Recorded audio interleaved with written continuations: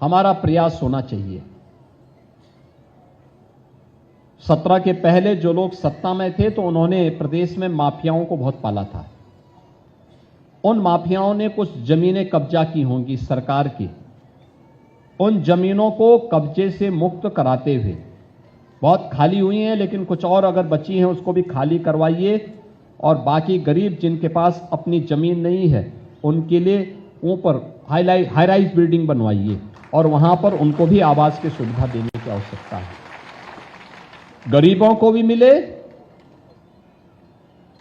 ऐसे क्षेत्रों में हमें अलग अलग ग्रुप के लिए भी मकान बनाने चाहिए। गरीब के लिए तो आवास पहली प्राथमिकता है, लेकिन अधिवक्ताओं को भी मिले, चिकित्सकों को भी बने, शिक्षकों के लिए भी बने, पत्रकारों के लिए भी बने। आखिर पत्रकार कहां जाएगा, क्योंकि दिन भर भटकता है न्यूज के लिए। तो कम से कम हर नगर में उसके लिए एक आवास की सुविधा, अगर सस्ते में आवास उपलब्ध हो जाता है तो कम से कम उसके पास भी अपना एक ठौर ठिकाना हो जाएगा। ये सभी सुविधा हर नगर में हमें करनी चाहिए, हर जनपद में करनी चाहिए। कम से कम जनपद स्तर पर हम पहले बार इसको करेंगे। मैसेज अलग होगा। माफिया से मुक्त कराई भूमि पर गरीब का मकान बन रहा है, पत्रकार का मकान बन रहा है, अधिवक्ता का मकान बन रहा है, शिक्षक का मकान बन रहा है, चिकित्सक का मकान बन रहा है। उसका अपना मजा होगा, एक मैसेज भी होगा पूरे प्रदेश के अंदर, पूरे देश के अंदर, और आवश्यकता पड़ती है